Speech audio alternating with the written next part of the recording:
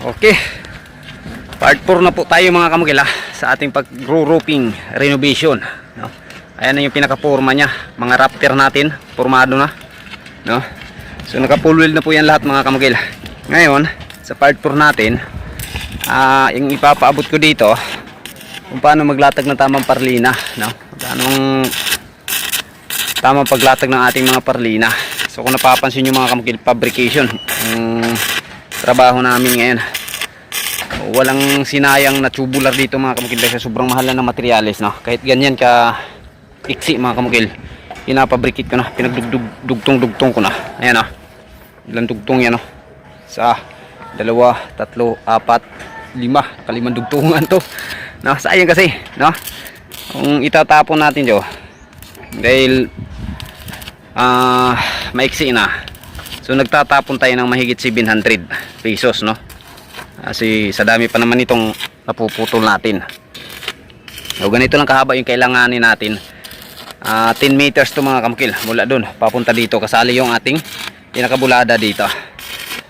So sa pagdudugtong, pagpapabricate ng mga parlina, kailangan may guide ka. Ito mga kamukil, may guide kami. Ginawa muna namin to, napakatuwid nito, pero isang piraso lang to mga kamukil, ganito na nanghihinayang lang ako sa tubular na matatapon lang. Pero kung tutusin natin, hindi naman ito matatapon kasi pwede naman natin itong ibuti bakal. Pero sayang, ginawa ko ng diskarte. Ayan, dugtungin muna natin. Ngayon, abangan nyo mga kamukila kung paano natin kukunin yung squareness nitong roofing natin. Paano tayo kukuha ng eskwala. Kasi alam nyo naman, pagka renovation, yung mga wall na sinusundan natin, hindi po yan eskwalado. So kailangan pagdating dito sa taas, itong roofing natin eskwalado tingnan to, kasi makikita to, no?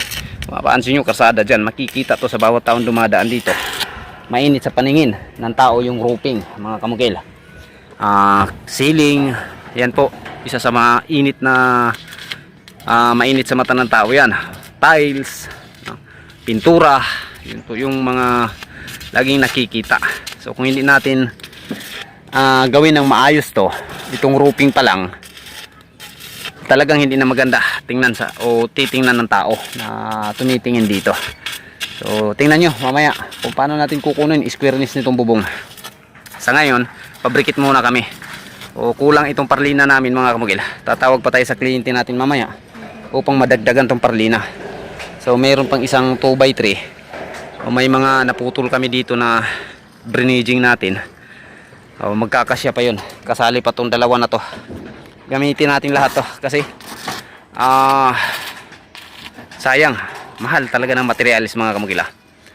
Mamaya magre-request pa tayo, kulang tayo ng 2x3 pero kukunti na lang, tapos 2x4 yung kulang, pinakakulang dito para sa ating mga runner sa ceiling.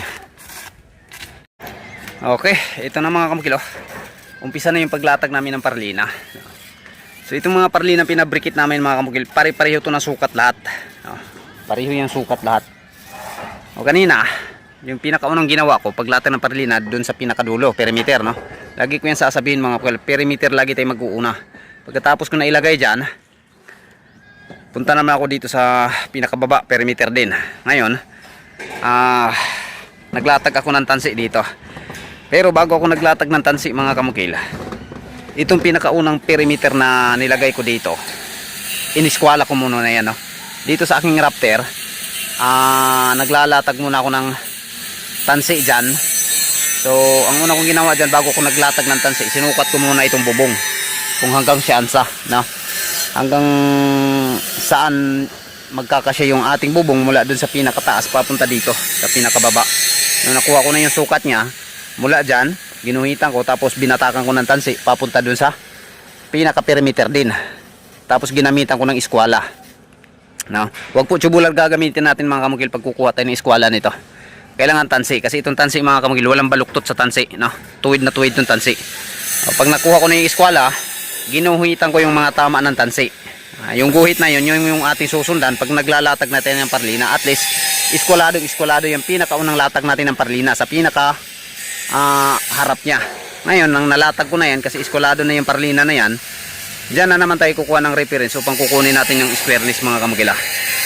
Dahil squareness na yung unang parlina nilatag natin, dyan tayo kukuha ng reference para kukunin naman natin yung squareness ng bubong na to papunta dito, papunta dun mga kamukil. Yan, 1 meter to. So itong area na to mga kamukil, malapad sa harapan papunta dito. Dito naman sa likurang banda malapad siya, no? Mas malapad siya dito. Ngayon dito naman sa harapan umiksi siya mga kamukil papunta dito. Yan, umiksi siya, no? Mas maliit dito kaysa dito sa likuran, mas maliit dito sa harapan. Kasi mga kamukil, lahat ng mga parlina na to pantay-pantay yung sukat namin. Pero ang nangyayari mga kamukil, nung kinuha ko na yung isang metros dyan, 1 meter dyan na lapad ng ating bulada, no? Pagdating dito naging 70 cm siya. Pagdating dito, itong parlina na to, 70 cm na lang yung natitira dito. So dapat kung pareha yung lapad ng ating luti, pag 1 meter doon mula dito sa ating raptor, dapat dito may 1 meter din, no? Kung squareness siya. Pero dahil hindi siya squareness itong luti na to, kaya kinukuha natin ngayon yung saktong squareness ng ating roofing.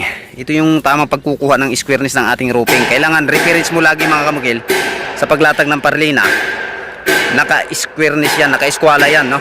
Yung unang latag ko doon ng parlina, naka-eskwala na yon. Pagkatapos ko kuha yung iskwalan yon, uulitin ko mga kamukil, doon ako kumukuha ng reference sa pag-iiskwala upang makukuha ko naman yung parihong sukat nitong ating bulada dito sa pinakagilid na to. Pariha na yan mga kamukil. Itong tansi na to 1 meter na yan, naka-eskwala na to mga kamukil. Itong tansi na to, ha? Doon ako kumukuha ng eskwala nito kasi doon yung ating iskwalado, inuna natin sa pag-iskwalado. Okay, ganun lang mga kamukil, yung mapapabuto sa ganitong paraan mga kamukil. Kahit na hindi iskwalado yung lupa o bahay na tinatayo natin, pagdating dito sa roofing, iskwalado yan. Dito, makikita dito na iskwalado itong tansi na to. Tuwid na tuwid yung ating roofing dito. O, ayan na siya mga kamukil. Patag na patag yung ating pagpaparlina, no? Kasi lahat ng mga raptor na to ginamitan natin ng tansi, no? Pag latag natin ng roofing nito mga sigurado smooth yung daloy ng tubig nito, no? Tapos gumamit kami ng guide mga kamukil upang mapadali yung ating paglatag ng parlina, hindi na tayo sukat na sukat. 80 cm yung spacing namin nito mga kamukil. Ayan, nagcut kami ng tubular na 1 by 1 na 80 cm yung cutting nya, no? So yun na lang ididikit natin mula sa unang pinakalatag. Siyempre doon tayo nagsisimula sa pinaka squareness natin, yung iniskwala nating unang parlina. Doon tayo magkukuha ng guide lagi kasi yun yung sigurado tayong natutuwid natin. So ito lahat mga kamukil, kung titingnan yung ating bulada dyan, magiging tuwid yan, no? Kahit itong luti natin, itong pader na sinusundan natin wala sa eskwala, pero kung titingnan na itong roofing natin, napaka-eskwalado nito. Yan. So ganun lang po yung diskarte namin. Simple lang mga kamukil, ha? Pag na alam mo na kung ano yung mga diskarte, napakadali na lang trabahuin ito.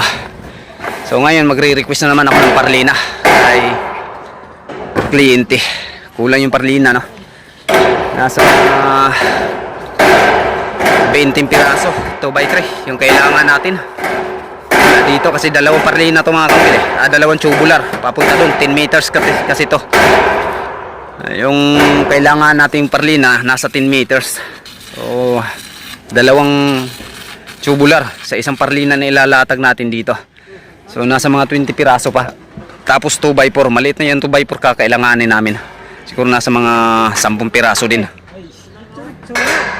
Okay, bukas kung yung mabibili yung 2x3, malalatagan to ng roofing namin bukas. So kung wala pang 2x3 bukas na may deliver, ang gagawin namin, magka-cladding muna kami dyan, oh. Mag-wool kami bukas mga kamukil, palibot. Yan, habang wala pang cladding. Tapos may magpa-primer na nito, magpipintura. So yan lang mga kamukil.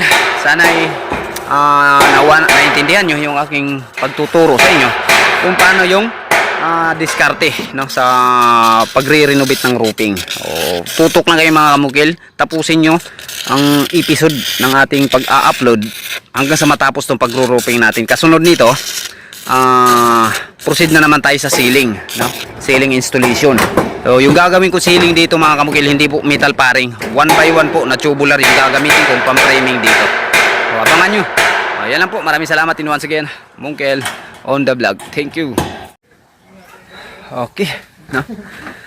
So relax na yung tropa, mga kamungkil. Nandito yung amin na nalagyan ng parlina. Kulang siya ng 18 pieces mga kamungkil na 2x3. Tapos 10 piraso na 2x4. No? So dito may dalawa pang 2x4 piraso. So dalawang araw naming trabaho mga kamukil mula pagbutas-butas namin itong existing na roofing, pagpatayo ng mga puste, hanggang ngayon nakapagparlina na kami na dalawang araw to.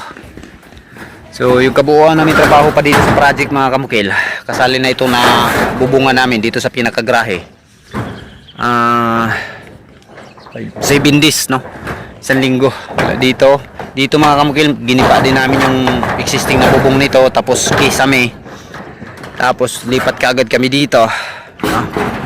Itong dito na part, itong kalakihan na to, ayan, 10 meters to papunta dun.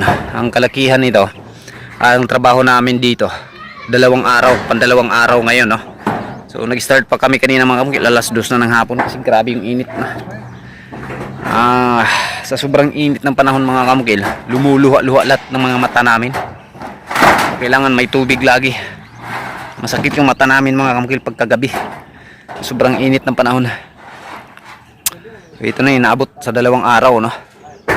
O bukas pagka makadeliver sana ng 2x3, matatapos namin to sa paglatag ng parlina. While naghihintay kami sa i-deliver ng mga tubular bukas, ito muna yung babanata namin, no? Habang wala pang bubong, claddingan muna namin to dito. Magka-cladding kami dito palibot. So 2 grupo na naman yung magka-cladding dito bukas sa likuran, tapos dito sa tagiliran. Itong tagiliran mga kamukil, lalagyan natin to ng wall flashing dito papunta dito, yan. Tapos itong isang na 2 kasama ko magbabaklas.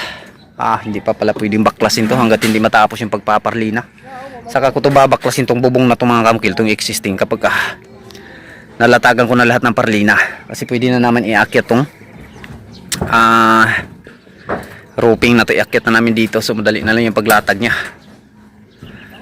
Pag-roofing nito 3 oras wala na, tapos na to na yung pag-roofing. So basta bukas yung target ko, paglalatag muna ng wall metal cladding dito sa pinaka sidings nya. Tapos yung mga firewall na yan, maglalatag na tayo ng wall metal cladding. So ngayon, ang target ko naman bukas, ang trabahuin ko, yan, maglalagay tayo ng fascia frame dyan para makapag-install na tayo ng gutter dyan, no? Habang hindi pa tayo nagro-roofing, habang wala pang roofing, kailangan ma-install na natin ng gutter dyan. Okay, thank you mga kamukil, maraming salamat, no? Subaybayan yung mga kamukil ang bawat episode ng pag-a-upload yung na video nitong roofing renovation. So marami kayong mapupulot na idea dito kung kayo'y baguhan pa lamang, at mga diskarte, no? Na kung saan base lang po sa mga experience ko. Ilang dekada na tayong nagtatrabaho ng ganito. Hindi ko na rin daang bahay na rin yung natapos ko, na halos renovation lahat.